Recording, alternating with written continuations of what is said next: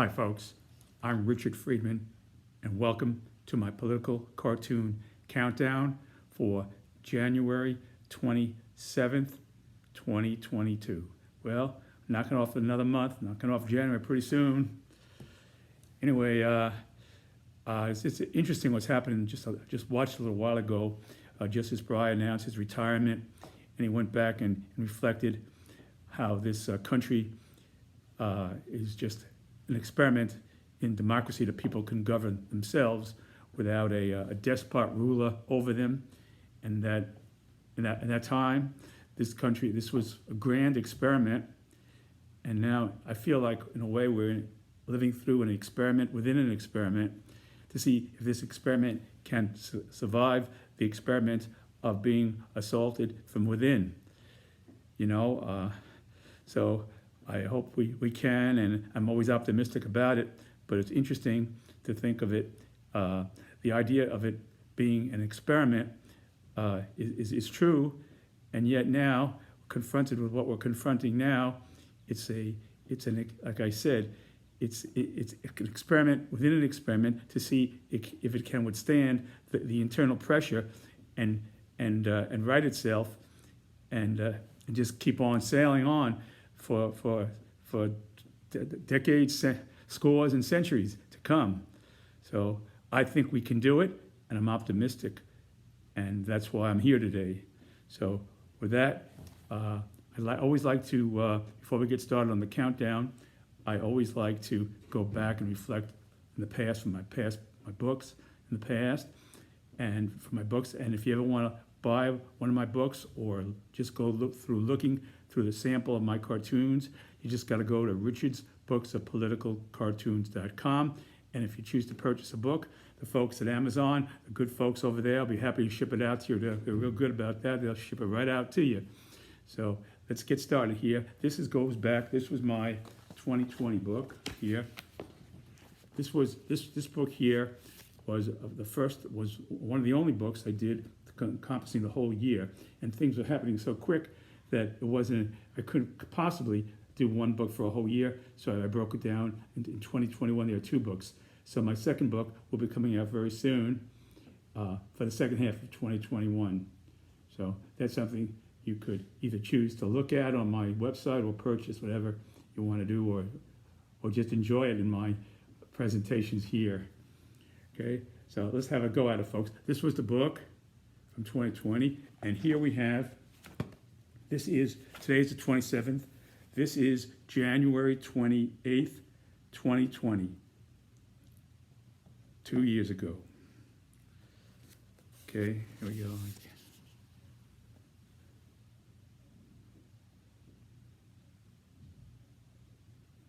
Okay, and here we have, just the characters. We have here Mitch McConnell. There's Mitch. Then a full supporter of President Trump in those days, full supporter, 150%. And here we have a tweet from then President Trump.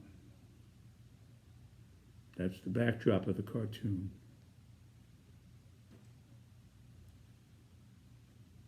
Okay, I'll read it to you, the introduction. Inside Senate Majority Leader Mitch McConnell's head, as he tells his caucus Tuesday that Republicans currently lack the votes needed to block witnesses from being called in the impeachment trial against President Trump, but are hopeful they could get there by Friday. As bombshell revelations from Bolton's forthcoming book have swayed more GOP senators in recent days to signal they are more likely to vote for witnesses than before. So this is before they got to the impeachment. This is when leading up to that, getting the witnesses to testify and so forth. Okay, so here we have inside the head of Mitch McConnell, his thoughts. First of all, he's thinking to himself, what we need are more encouraging tweets from President Trump. Because President Trump gets into the base, and those people come out and putting pressure on people. So that's what we need now, is more tweets from President Trump.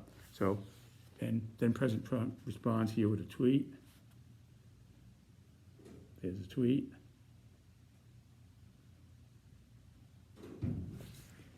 Republicans who vote for witnesses will pay the ultimate price.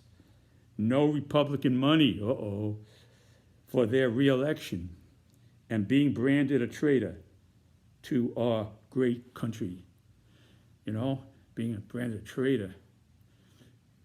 You know, again, it goes back to that song, Grease. I remember standing at the drive-in, branded a fool. What will they say Monday at school?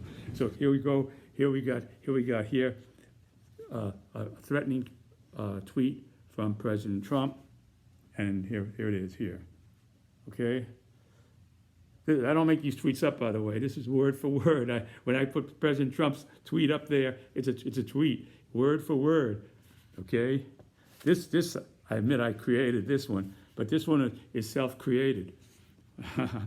All I had to do is just copy it out like I was copying from a dictionary, you know? I mean, this was it. That was the tweet. Okay? Okay. That was January 28th, 2020. January 28th, 2020. Okay. That was that. Okay. And this was the introduction to the book. I wrote here, I drew a picture of the American flag and the Trump 2024 flag flying from the Capitol. Dreaming about that. The two flags flying above the Capitol. Then President Trump having a dream. His last dream in the White House. President Trump's last dream in the White House. And here it was. Flying the American flag, flying next to the Trump 2024 Keep America Great flag. Okay, there. That was January 19th, 2021.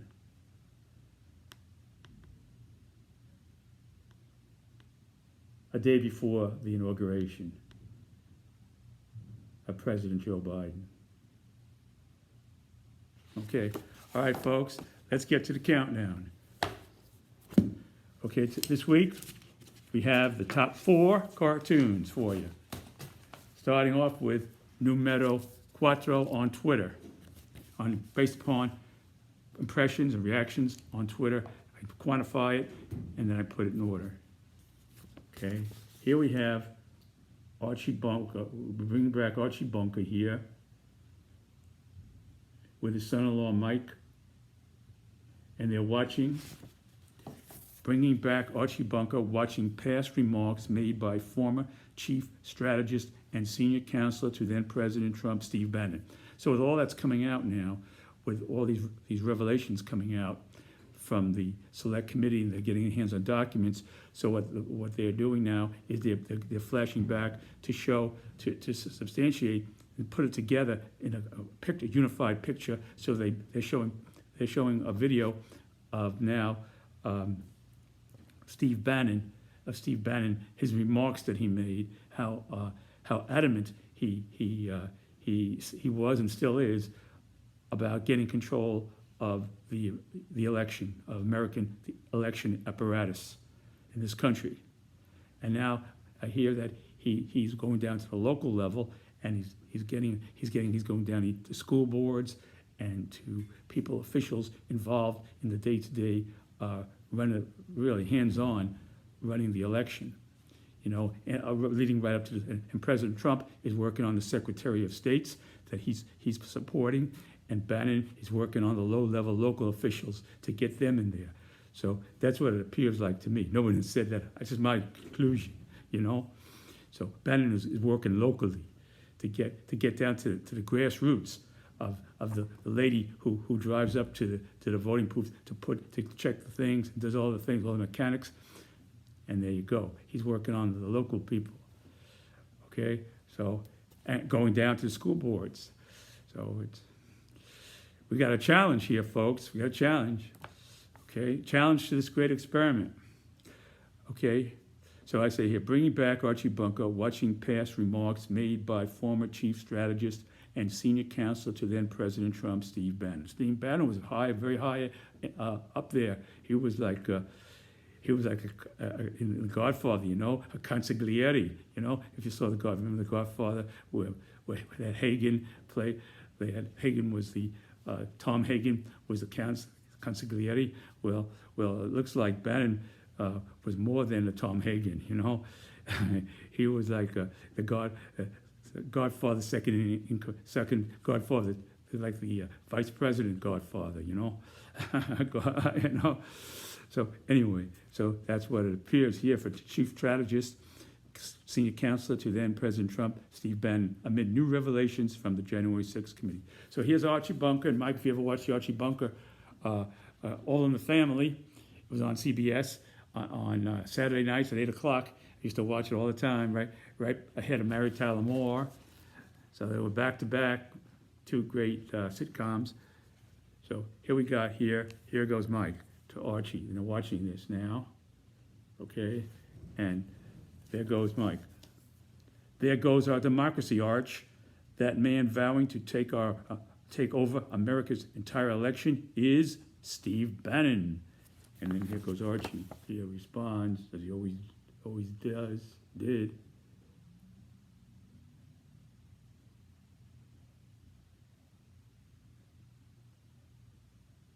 He's saying, now wait a minute, meathead. Bannon ain't tying nobody up and stopping them from voting. Ain't nobody stopping nobody from voting or tying anybody up. And then there goes Mike. He responds as he always did. Yeah, Arch. That's right, Arch. Bannon's just putting his own electors to screw up our electoral college. You know, so he's doing that. He's involved in everything, you know. I said here locally that he was doing that, but I'm sure he's involved in everything, you know, working along everything. The idea now, what makes this more novel is they're systemized.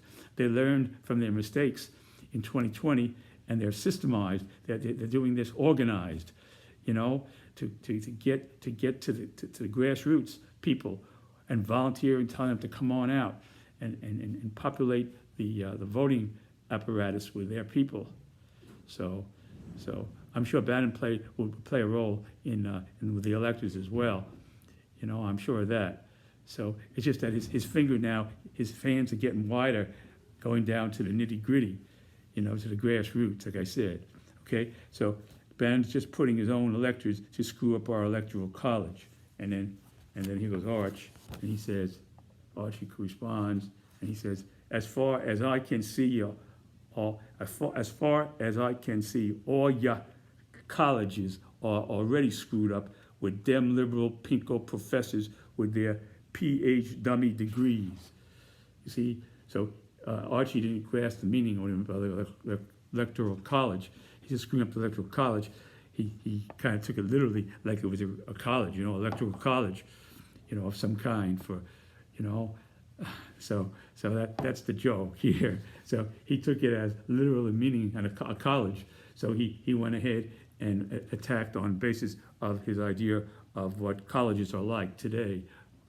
So they're already screwed up. The colleges are already screwed up. So what difference does it make with an electoral college? It's only one college in the United States. Many colleges, electoral college is only one college, you know.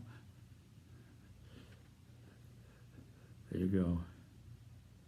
Yeah. I'll take one last look there. Archie Bunker there. With his son-in-law, Mike.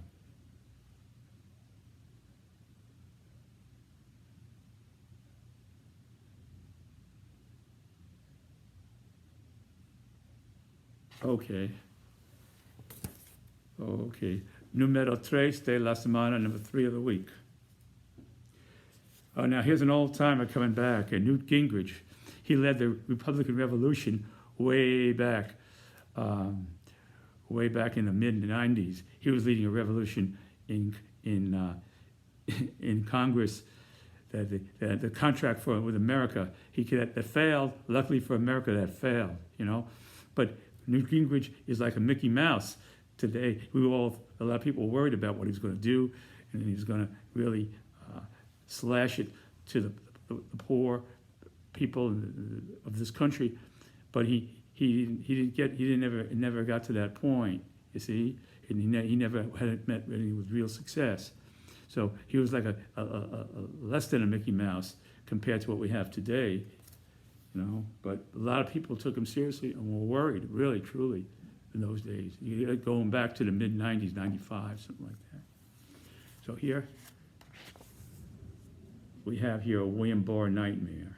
That's William Barr here sleeping.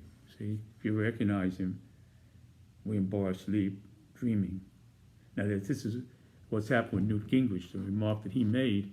Basically, Newt Gingrich is saying that when Republicans get into power, the House Select people, members of the House Select Committee, could be arrested by the powers that be that take over the Congress. They could order them arrested.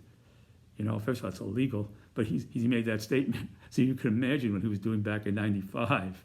You know, so there you have it. So that spurned the Attorney General Bill Barr to have a nightmare. You know, hearing that, because he's testifying, he's moving in the direction very gently to work with the Select Committee on January 6th Capitol riot, and they're investigating it.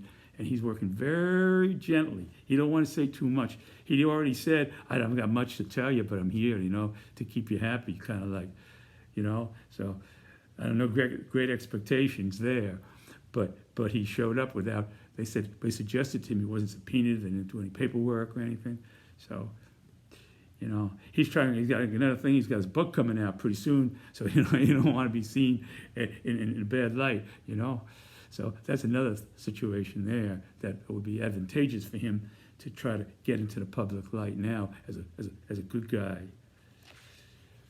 you know, a reformed good guy. Okay, so here we go. Here we have here now. I'm going to read this to you. The introduction.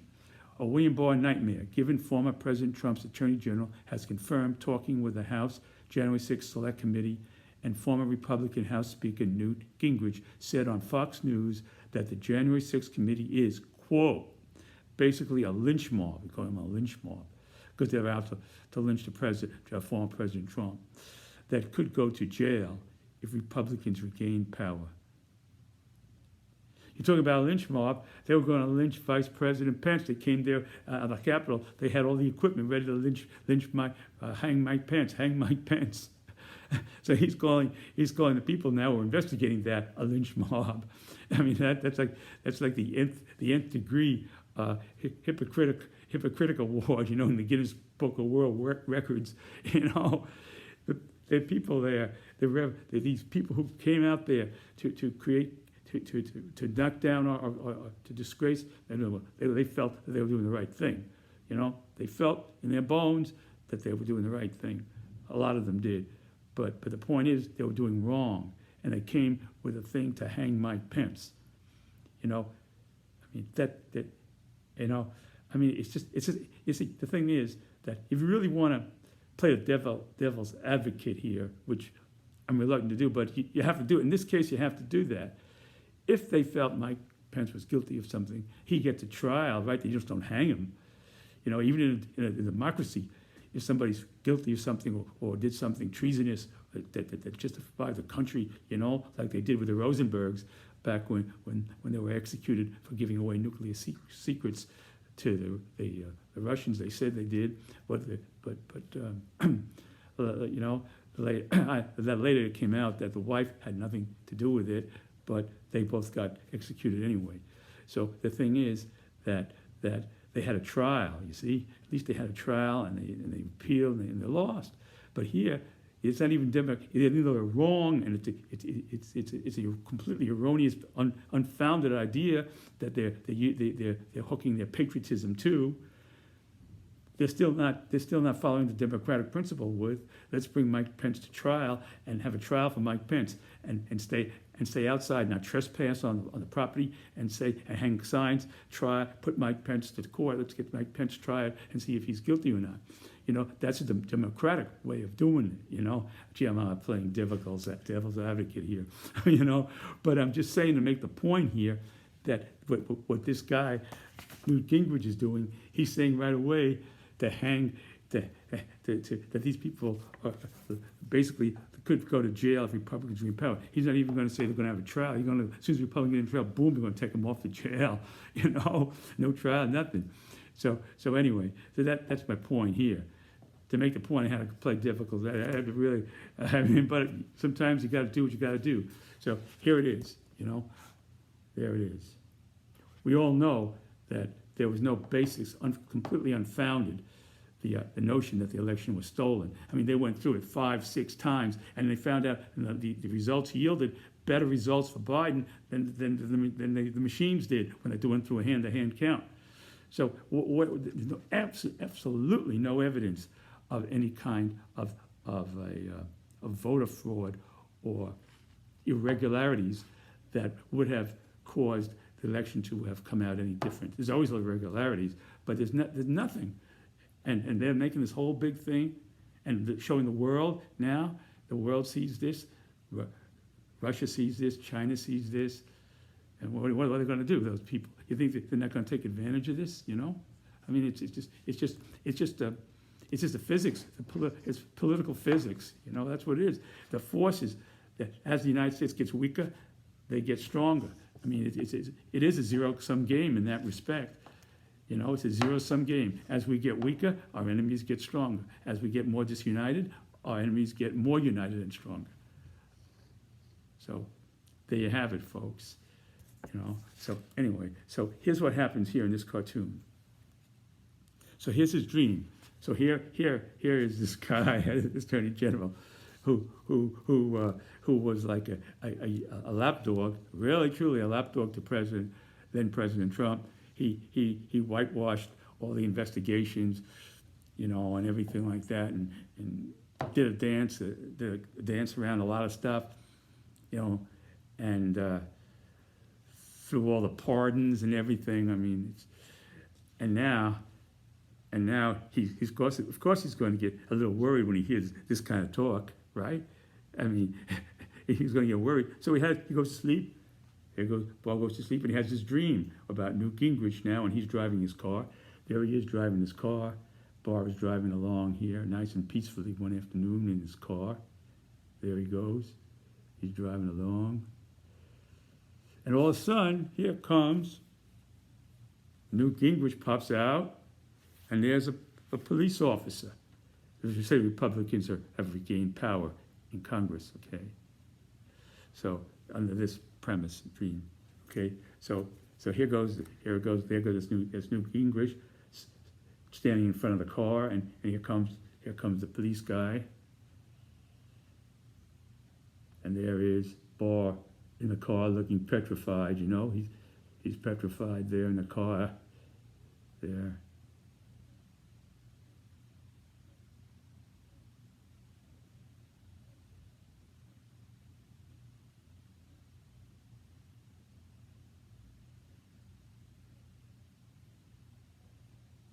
Okay, and then here goes Newt Gingrich leading the accusation against Barr. Officer, this man is wanted by U.S. election police for plotting with the January 6th House Select Committee. So there's going to be like revolved into an election police force now. That's going to be the next step. You wait and see if the Republicans gain control. There's going to be election police, okay, squad or force, whatever you want to call it, with the January 6th House Select Committee, wanted by the U.S. election police for plotting with the January 6th House Select Committee, okay, because he had spoken to them, and then the officer goes, the officer there, and he goes, what for? And then here goes Gingrich. For inciting that January 6th House mob to lynch a U.S. president. They're not talking about Mike Pence. They're talking about the House lynch mob to lynch a U.S. president, for inciting that January 6th House mob to lynch a U.S. president. So they're talking about here lynching President Trump, that the Select Committee is lynching President Trump, because of what happened on January 6th that he didn't respond. They felt he didn't respond appropriately by letting it happen and telling them, we love you, and just go home and read a bedtime story and relax and have a hot chocolate or something like that, and forget about all this business, what happened here. That's what President Trump basically said, and that was when he was taking action. Before now they say he was watching I don't know what he was watching. He was watching that, and it was like his comrades were there. He saw it in that respect. He didn't see it. He saw it as people coming out who cared about him and loved him, and these were his people. He said, "We love you, but it's time to go home now. It's time to have dinner. Din. Time for din. Go home on that. See you. Good luck. See you at the next rally." Okay, so that was kind of it. We love you. So anyway, so here, for inciting, so now he says, for what? For inciting a January 6th House mob to lynch a U.S. president. So now he's saying that the Select Committee basically was a lynch mob to get President Trump. See? And we saw McCarthy in his office scream, "Mr. President, President Trump, you got to get somebody up here. You care. Seems like they care more about this stolen election than you do." He said that to McCarthy in his office. So McCarthy's looking up. They're all coming in at him.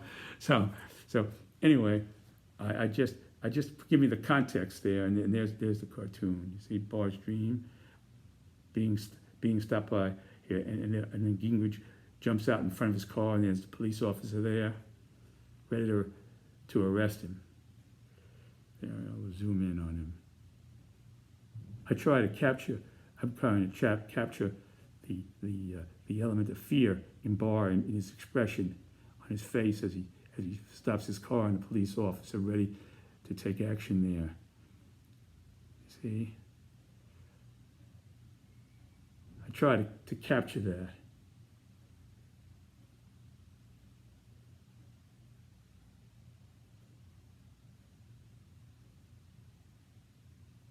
I'm enjoying watching this myself because I could imagine it.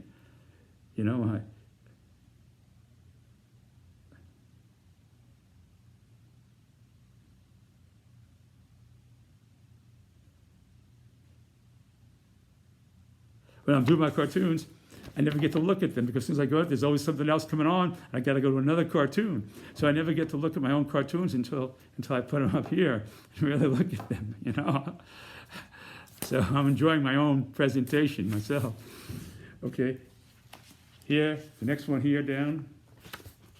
Here we have Rudy Giuliani, then Trump lawyer and ringleader of the fake electors plot in 7 states involving Trump campaign officials. Okay, so what happened here was that Giuliani was the kingpin here, a linchpin in terms of conceivable White House residents meeting with a Pennsylvania official about Trump electors from the state, urging to add a caveat to their fake certificates saying, okay, so you had here, Rudy wanted a squad in all in the 7 states that were questioned of electors to change electors. And he got all these people lined up, ready to go, and sign documents to the effect that they were electors. And then put their vote in for Trump. And then it would change the whole spectrum of the election, giving the election to Trump. And all these were they had a certificate certifying that Trump won, even though he did not win. So, and this, I assume, now I'm making an assumption here, and I think it's a good one, that this was before there was any counting done, even before there were any additional, even before there was further counting to show that Joe Biden won by even more than he did win. This is before that, that they're ready to have their own electors, picking their own, how presumptuous. What kind of, George Washington, and all these, and Alexander Hamilton would have grabbed, would have really risen up from the graves if they could to see something like that. Because Alexander Hamilton believed that you needed a strong central government when it came to, especially when it came to elections, to keep everybody in line, to keep the country glued together. You know, they're Federalists. That was a Federalist idea. And here you got somebody, Rudy Giuliani, he's no longer he's not an official, and he's basically a senior advisor here, and he's picking electors to change the course of the American election, you know, at the request of then President Trump. You can certainly assume that. So you know, it's wild. Like I said, we're living in an experiment within an experiment. It's to see if the experiment can survive this experiment of self-assault and division. Okay? Conceive a secret White House residence with a Pennsylvania official about Trump. Now, there were Trump electors who got a little shaky about this idea of putting in these counterfeit electors, you know? You know, that's like paying for a dinner with a $100 bill with somebody from Fox News picture on the dollar. Instead of the president, you got a picture of somebody from Fox News on a $100 bill. And here's a $100 bill. You know, I don't want to mention names because I don't want to get in any trouble with that one. But imagine that. That's what this is like. These counterfeit electors, counterfeit electors and counterfeit certificates. You see, so you got two things. They're posing as electors, they're not electors, and they're injecting their counterfeit certificates, which are completely bogus. So, wow, you know. So anyway, with a Pennsylvania official about Trump electors from that state. Now there were some electors who got a little shaky there out in Pennsylvania. You see, and they wanted to add a caveat, like a condition, that this is only good in case President Trump goes, if President Trump goes to court and he wins his battle to become president, that he's right and he should be president, then this will kick in. Otherwise, these are not valid. They want to do that. You see, so this is what this cartoon is about centrally. Okay, they wanted to add a caveat to their fake certificates, saying they were only elected if Trump won the election after his court challenges. Okay. So here goes Rudy. We have Rudy here. Let's zoom in on Rudy. Okay. There's Rudy. Okay. There's Rudy. Okay. There's Rudy here. Okay. There's Rudy. Give a thumbs up.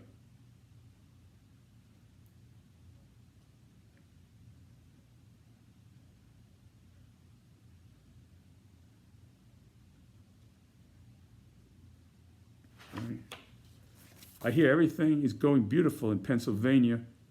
What's the problem? And he's saying this is an elector. See?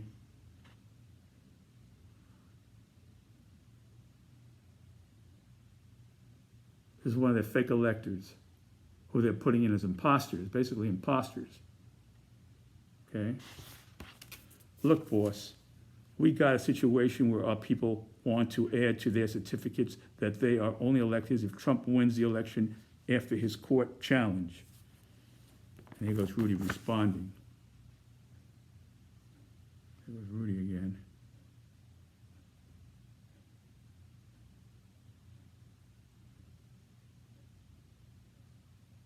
Thumbs up. That's intolerable to Rudy. That's not tolerable. That cannot be. And he's saying, that's bullshit. That's like some university with just a big name awarding medical degrees, only good if students go on to graduate from a real medical school. So here's a medical degree, you're now a doctor, but you have to go to medical school and graduate before this certificate is good. You know, that's what it's saying. I made that up. It's an analogy there. I think it holds true to be a good analogy. Okay? Tell them to have the courage to sh.t, sh_t, or get off the pot of Trump gold. So there's a pot of Trump gold that they're going to soon be compensated in some way, shape, or form for their efforts here. Okay, so that was the cartoon. There was Rudy, thumbs up. And there was the imposter elector from Pennsylvania. Okay. Okay. Okay, now I made a mistake. This is not the elector. This was a representative of the elector because he had a squad of the electors. Okay? This was not the elector. This is a person who's connected with Rudy, and he has his elector team in Pennsylvania. Okay? So he was in charge of the electors. You see? So look, so he's saying, look, boss, we got a situation where our people want to add to their certificates that they're only electors if Trump wins the election after his court challenge. So he's representing the electors. So he probably would be a political directive under Rudy Giuliani, who formed this squad in Pennsylvania, represent Pennsylvania and all the fake electors there. And he's conveying this this is not an elector, this is a political operative working under Rudy here. And he's conveying that his electors are getting a little worried and want a caveat that if Trump loses his court battle, then we won't have to worry and get back getting prosecuted for this forgery, okay, this counterfeit ballots that we signed, and for masquerading here as electors. You see, so he's conveying the fears of the electors. This is a political operative working for Rudy Giuliani, not an elector. Okay, they are. Okay, very distinguished character. You can see. Very distinguished character, you know, with a lot of political experience.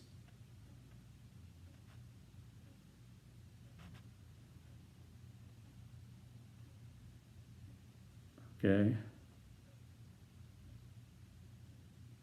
And there's Rudy. Optimistic, thumbs up.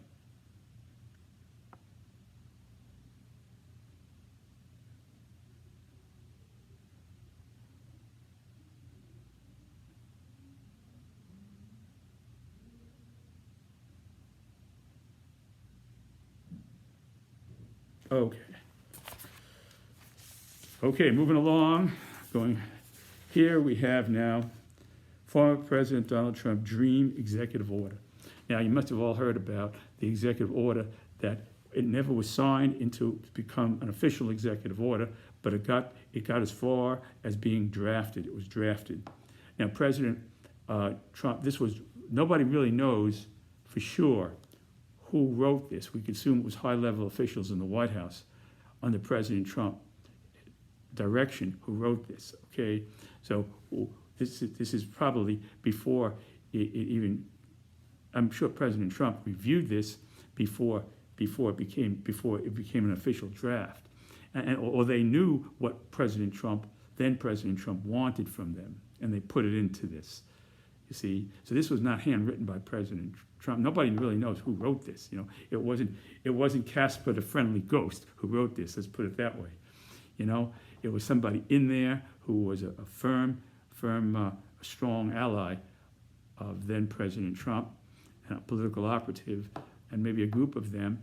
They all got together and they wrote this executive order because they saw President Trump. They may have wanted to calm President Trump down in some way because he was really upset about he couldn't accept the loss of the election, and people were writing saying later on it came out that he was very, very upset about this. You know, he wasn't upset during the riot because he felt a glimmer of hope that these people would generate enough to and there'd be and then they'd see, oh, well, we got to do something now. But now you see, this was before that. Okay, this was before the riot. This was in December of 2020. So forget that. So this is really right after the election. This is right after the election. You see, and then the stuff began to act. President Trump, you know, motivated the people out there, and they probably got to tweeting stuff, and all their friends got to rallying up the base. So this is just at the beginning of the momentum that led to January 6th. This is the beginning stages of momentum. And they saw here they were willing to try to put together this document, this executive order, and then it got short-circuited by, I guess, by reality that it was not legal, it was illegal, and whoever wrote it could go to jail. So, for this is insurgency, So, but the idea here is that's the essence of it here. Okay, I try to give you the background, the full picture. I can't do it in a cartoon because I'd write the whole. It would be like an old writing. I try to give you the full picture of what was going on here. This is the beginnings of the momentum that led to the January 6th Capitol riot in December of 2020. Okay, after the election and before January 6th. Okay, December 2020. Former President Donald Trump dream executive order, never heard or seen, given in December 2020. The then president drafted a never issued executive order, which would have, it was drafted, but under his approval, he didn't write it. That's all I'm saying. It existed under his approval, which would have directed the Pentagon, Department of Defense, the Pentagon, the military, to seize voting machines and hunt for fraudulent votes. Could you imagine? And given Mike Lindell, founder of MyPillow, had then expressed ideas about declaring martial law to then President Trump.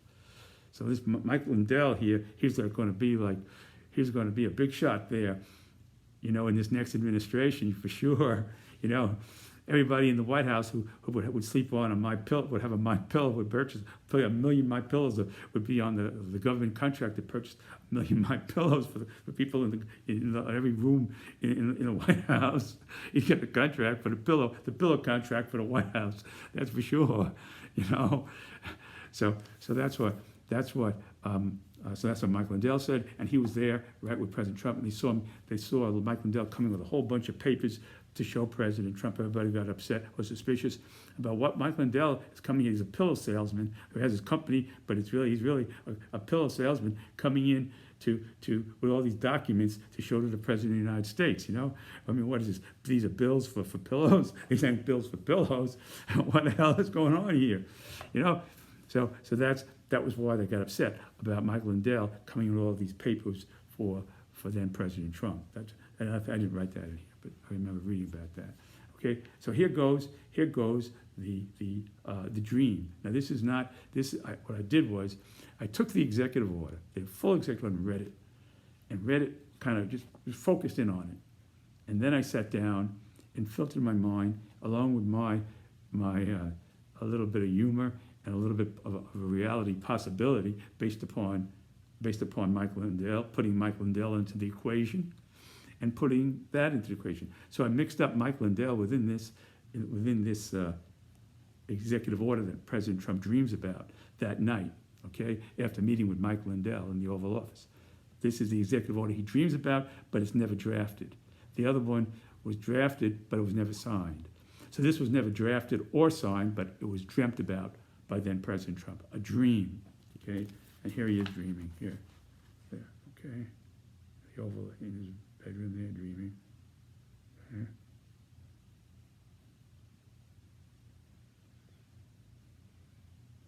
There he is. Sweet dreams. Sweet dreams. Okay, all right, so here we go. Here goes the dreamed executive order of President Trump. By the authority, this is a word for word. I took this, this is really the one that was drafted, and I kind of twisted it with Mike Lindell, added that to the recipe of the dreamed executive order. You'll see in a minute. You'll hear in a minute. Okay, you'll see it. I'll show it. Okay, by the authority vested in me as President of the United States under this national election emergency. It's a national election emergency because the whole election is frauded and everything like that in those states. I, Donald J. Trump, President of the United States, given the forensic report of the Atrium County, Michigan voting machines, find probable cause to require the following action. I hereby order the formation of a U.S. MyPillow volunteer election police squad under the leadership of founder Mike Lindell. This force will seize, collect, retain, and analyze all voting machines via utilizing assets from the U.S. Defense Department. No pillow company has assets like that they're going to need to get all this stuff. So they're going to be the pillow people who volunteer will be able to get that from the Defense Department. Okay. All volunteers shall gain the right to an unlimited number of free premium pillows.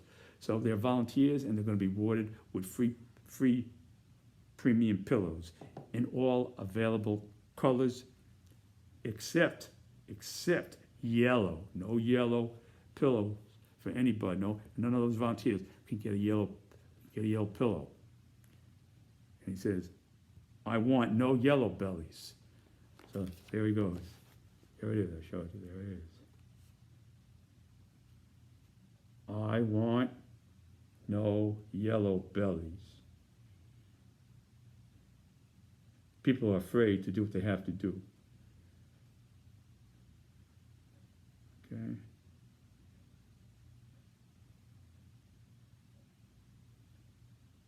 I want no yellow bellies. No yellow pillowcases for anybody. Okay. There's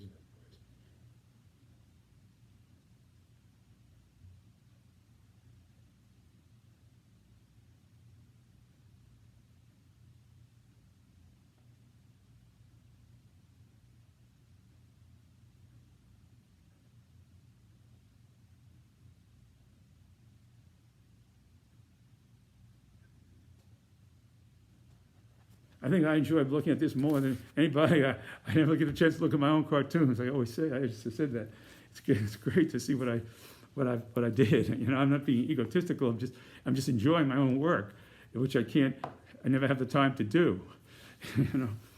Okay, now here, numero uno de la semana, number one of the week. And by far, this was number one. Nothing even came close to this. Here it is.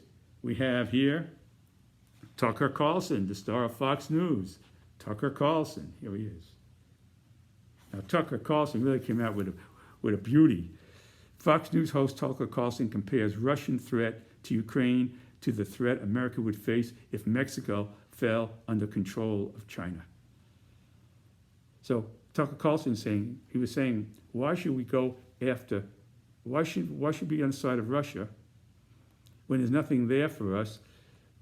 You know, the Russians have a superpower, and we want to make friends with them. And the Ukraine is nothing; they can't do nothing for us. He doesn't put into the equation democracy. They're a democracy. Ukraine is a democracy.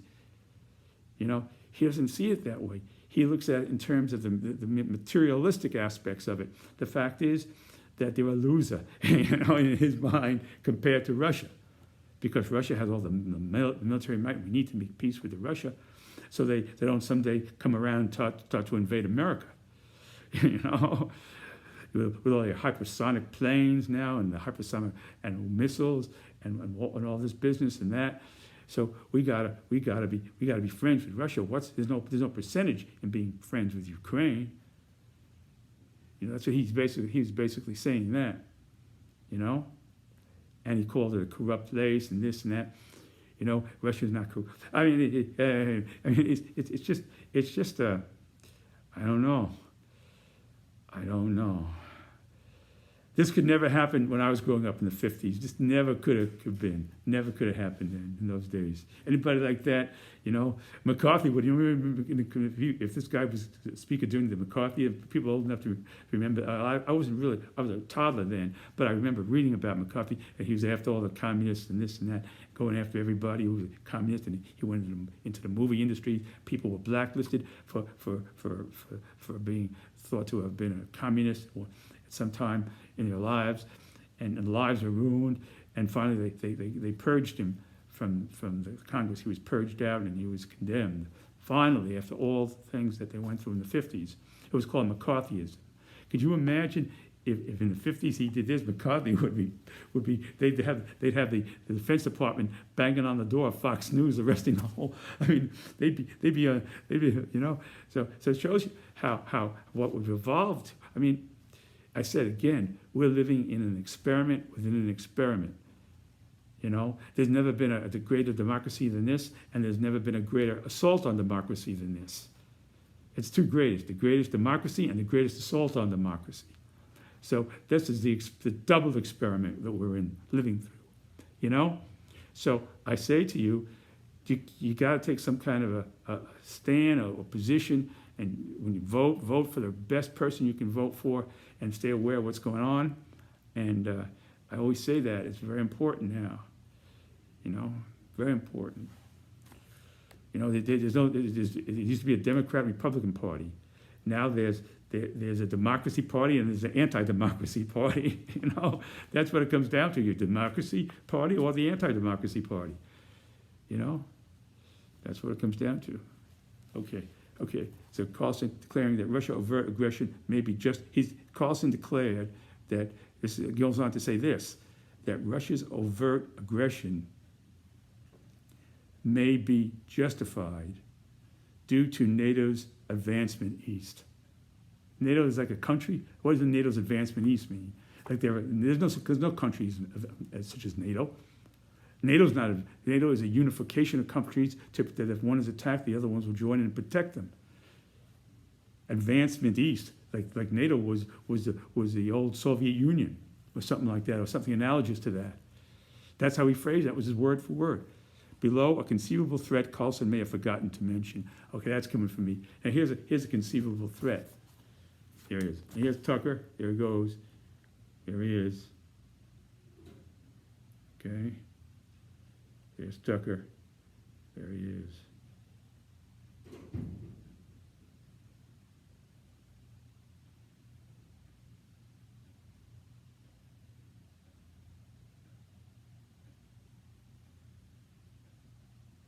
Okay. Imagine if Mexico fell under the direct military control of China. So that's the analogy he makes, is that we'd be in the same position if Russia is justifying Russia for doing what it's doing, because we'd feel the same way as Russia should feel if somehow if the Chinese took over Mexico, okay, and they'd be right next to us down there in the Gulf of Mexico.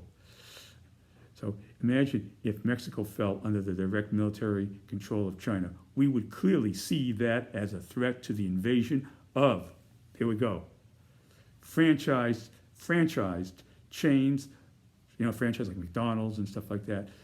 Invasion of franchise chains of Mexican Chinese restaurants, like, for example, House of Mexican Egg Rolls. So we'd see it up there in lights, you know, like the House of Pancakes. The next block would be House of Mexican Egg Rolls. You know, egg rolls, Chinese egg rolls with a lot of spice on it, you know, a lot of spicy stuff from the Mexicans. They like lots of spicy stuff, you know. So you'd have a Chinese egg roll with maybe a gallon of, a ton of spice on it, you know, all kinds of spices on it. Give me tequila, I need a tequila. You know, with all the Chinese egg roll, very hot Chinese egg roll. You know, so maybe some Chinese people went in there think, oh, it's egg rolls. We like egg rolls, you know. And then they got there was some Mexican Chinese egg roll. So the idea was it was really spiced up. Chinese egg roll, Mexican Chinese egg roll, you know. So you need some tequila to wash it down. You know? So anyway, this was number one of the week, folks. It's by far did great, you know. The House of Mexican Egg Rolls franchise. You know, right next to, down the block, there'd be a House of Pancakes, and then you have this, your House of Mexican Egg Rolls. Okay. All right, folks, I hope you enjoyed my political cartoon countdown today, and I look forward to seeing you again. And as I say to you, God bless you, and God bless America. Stay well, folks, and take care. See you again real soon. Bye.